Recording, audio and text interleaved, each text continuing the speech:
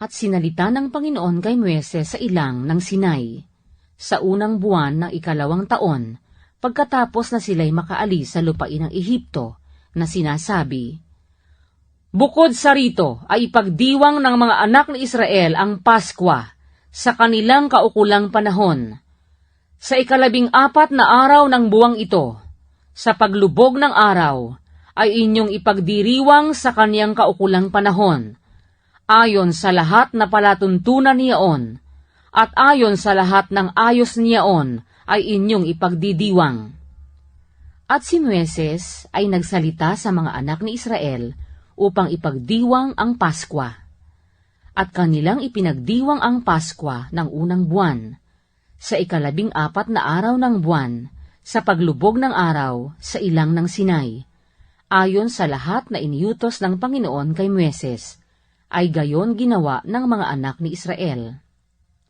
At may mga lalaki na mga marurumi dahil sa bangkay ng isang tao, na anupat hindi nila na ipagdiwang ang Paskwa ng araw na yaon, at nagsiharap sila kay Moises at kay Aaron ng araw na yaon. At ang mga lalaking yaon ay nagsipagsabi sa kanila, "Kami ay mga marurumi dahil sa bangkay ng isang tao. Bakit kami ay masasansala na anupat kami ay huwag maghandog ng alay sa Panginoon sa kanyang kaukulang panahon na kasama ng mga anak ni Israel?" At sinabi ni Moises sa kanila, "Maghintay kayo upang aking marinig ang ipag-uutos ng Panginoon tungkol sa inyo."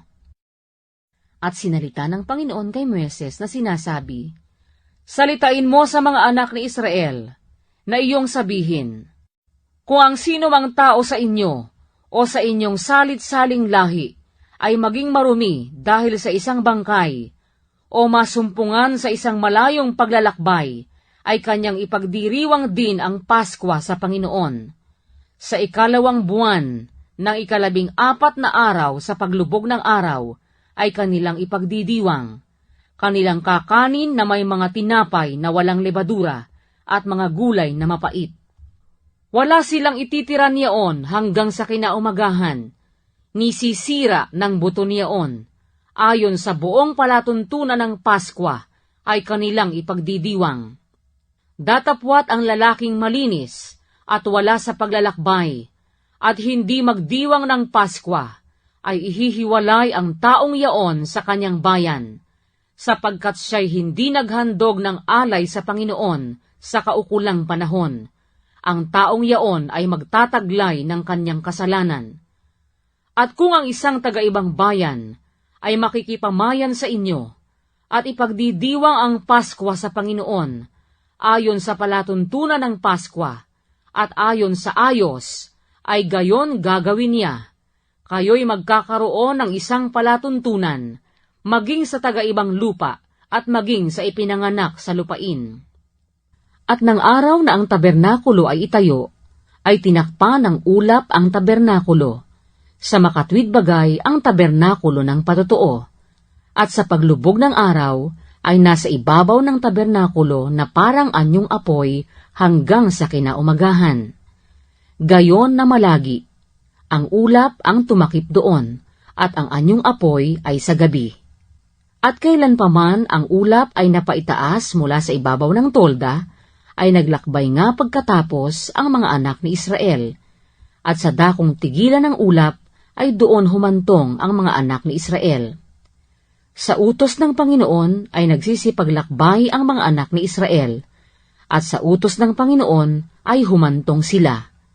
Kung gaano kalaon ang itigil ng ulap sa ibabaw ng tabernakulo, ay siya nilang ipinananatili sa kampamento. At pagka ang ulap ay tumigil sa ibabaw ng tabernakulo na maluwat, ay iningatan ng mga anak ni Israel ang bili ng Panginoon at hindi naglalakbay. At kung minsan ay nananatiling ilang araw sa ibabaw ng tabernakulo ang ulap, ayon nga sa utos ng Panginoon, ay tumitira sila sa mga tolda, at ayon sa utos ng Panginoon ay naglakbay sila. At kung minsan, ang ulap ay nananatili mula sa hapon hanggang sa kinaumagahan.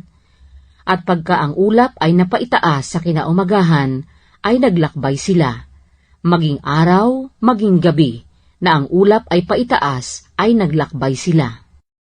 Maging 2 araw o 1 buwan, o 1 taon na nakatigil ang ulap sa ibabaw ng tabernakulo, na manatili sa ibabaw niyaon, ay tumitira ang mga anak ni Israel sa mga tolda at hindi naglakbay. Datapwat pagtaas ay naglakbay sila. Sa utos ng Panginoon ay humantong sila, at sa utos ng Panginoon ay naglakbay sila. Kanilang iningatan ang bili ng Panginoon, sa utos ng Panginoon sa pamamagitan ni Moises.